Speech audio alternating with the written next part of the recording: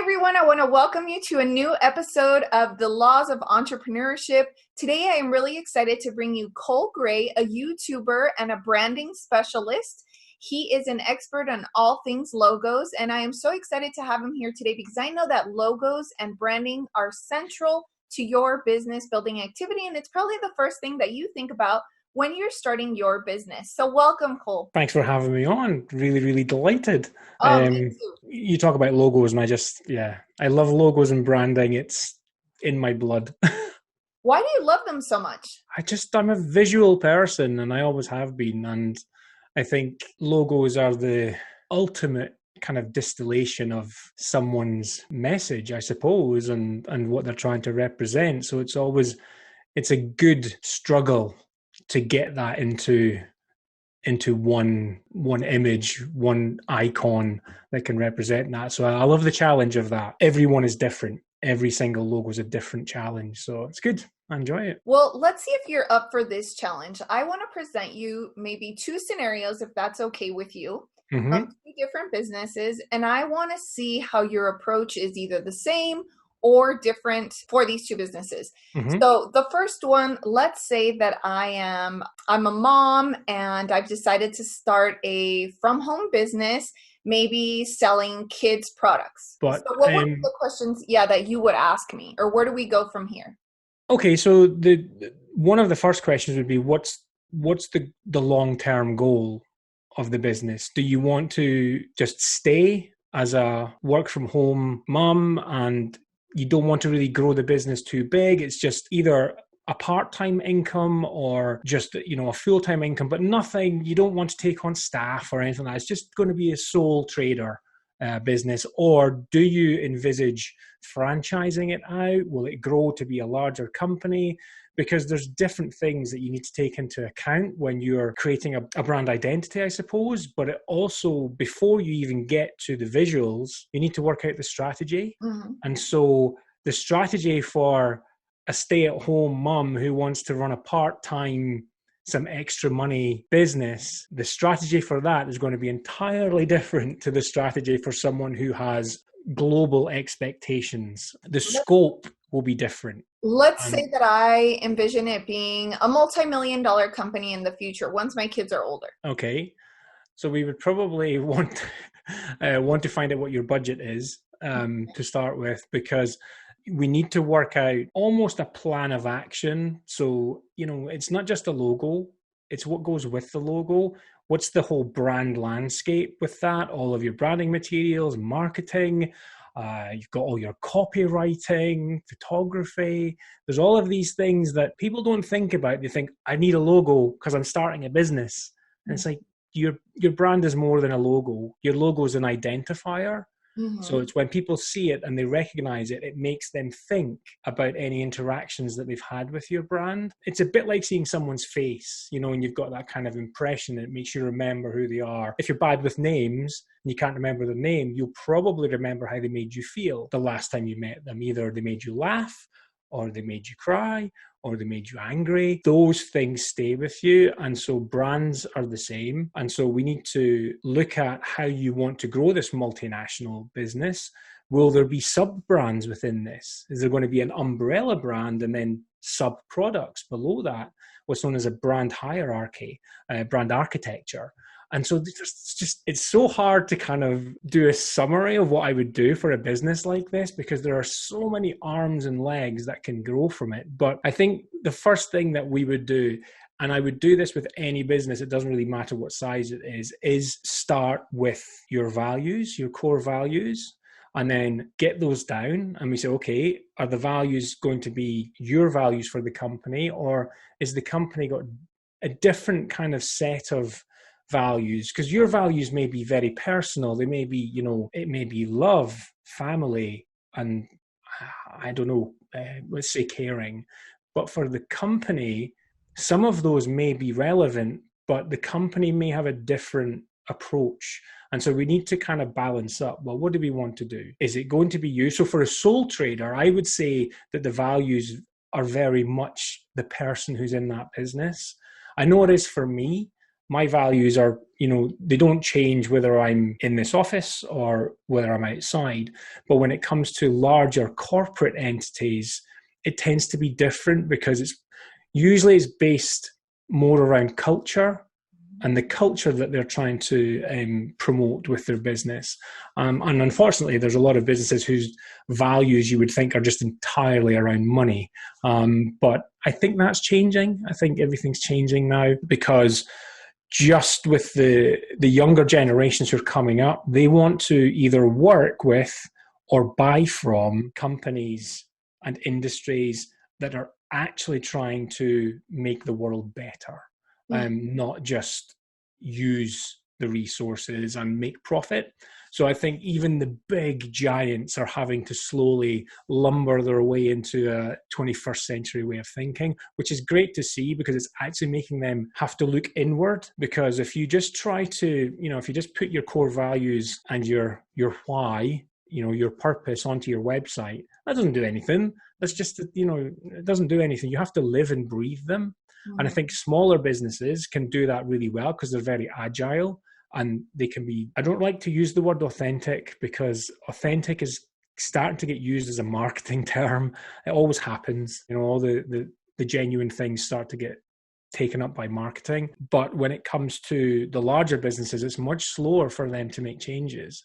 And so it takes a long time. But I think we're starting to see some changes for that. And so that's my long-winded way of saying that the strategy element, the values, the vision, your mission, and your purpose are key to how your business will move forward. If you get those wrong at the start, and then you get 2, 3, 4, 5 years in, it becomes really difficult to retrofit things and go, we're in the wrong thing. But if you are genuine about your purpose and your values, that will guide you in all the decisions that you make, whether it be marketing, any sort of spending. Is that, if we do this, does that align with our values? No, it doesn't. Okay, well, we're not doing that then. You have to be really, really strict with it. Sometimes a great opportunity can come along that would make the company money, but it doesn't align with the values. And that can be difficult if you're trying to please shareholders. So let's say that I've decided then that to start, then I am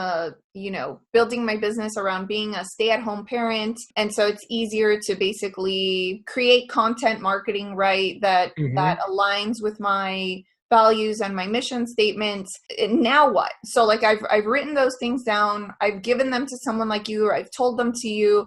How does that affect what kind of colors we're choosing, what it's going to look like, what the font is going to be? I mean, how does it affect that? I think that connection is what's missing maybe for some people who don't understand the importance of how branding connects with the mission and values of a company. Yeah, I think when it comes to choosing fonts and colors, I think you're right. For some people, it's like, well, it's just a color. I don't really care what color you choose, or my favorite color is red, so I'd like it to be red. One of the first things that I'll say to a client is the logo is not for you. I know you're paying me money, but the logo is not for you. The logo is to attract and hopefully influence a customer to buy from you.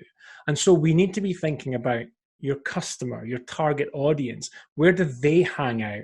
What do they read?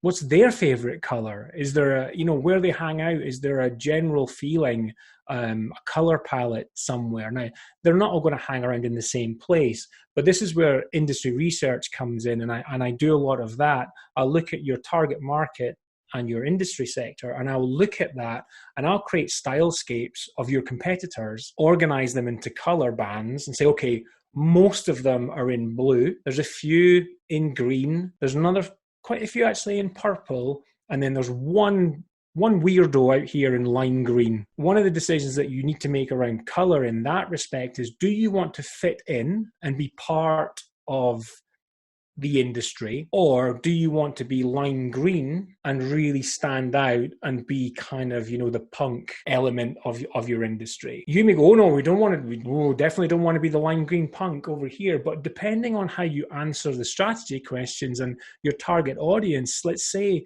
it is rebellious young millennials who want to shake things up, you don't want to go with safe blue. You want to go with the color that they'll feel like, I want to do business with them, because they are totally different to anyone else. If you just go with the colors that you like, there's no reflection, there's no connection with your audience. It's a difficult one because obviously you want to like your identity, and there is a little bit of give and take, but what I find is, I'll ask a client, what's your favorite color? What color do you hate? What shapes don't you like?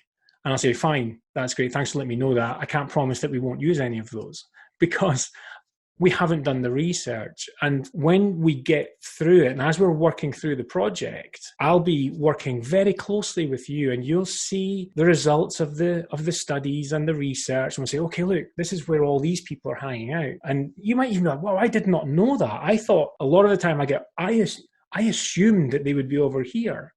It's like, well, that's why we're doing the research, because you can't assume just because you are a single mom who likes a specific thing and you want to, it might be you're turning a hobby into a business. That happens a lot. Because you like this thing and you hang out and you read that doesn't mean that your customers are exactly the same as you. So we do all of that work. And by the time we get to the end, and you've told me at the start, you don't like lime green and you don't like triangles, and I say to you, right, here's all the study that we've done. Lime green and triangles are the perfect thing for your audience.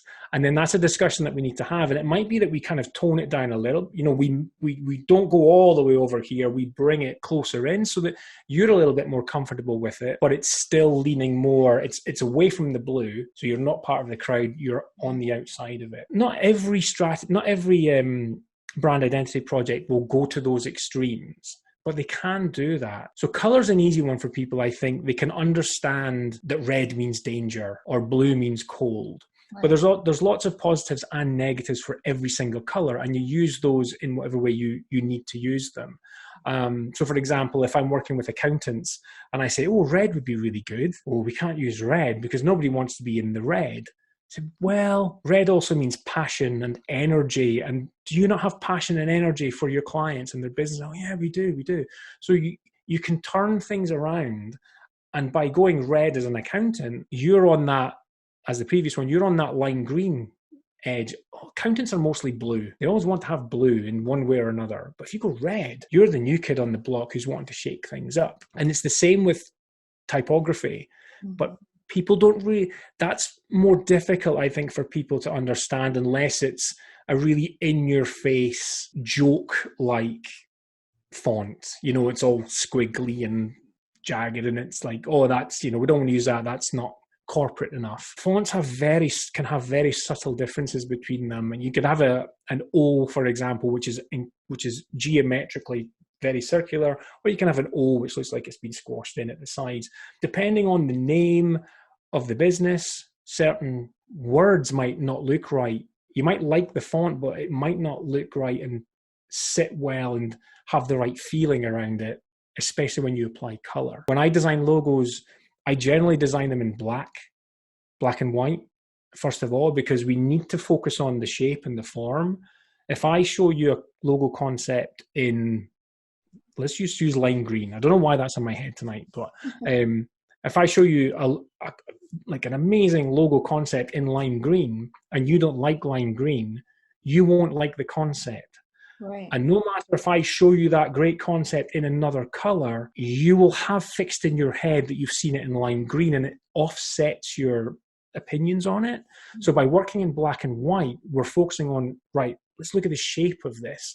Then we start to apply color, which adds to the messaging. If it's just an icon we've been working with, we'll then start to bring in different fonts, and that will enhance the messaging. And so by the end of it, I can say to you, so based on all of our studies and all of our research and how we know what they do, their age groups, and all of the hanging out stuff, I won't say to you at the end, do you like this logo? I will ask you, do you feel that this logo fits the goals of your business? And 99.9% of the time, I get a yes. Because we've been through the journey together. What happens, I think, a lot of the time when people buy logos is they say, I'm an accountant, do me a logo. And the designer goes away and goes, accountant, okay, I'll do a calculator, or I'll do an abacus, and so you get a stereotypical thing, and there's no embodiment to the identity. A lot of the time when I create logos,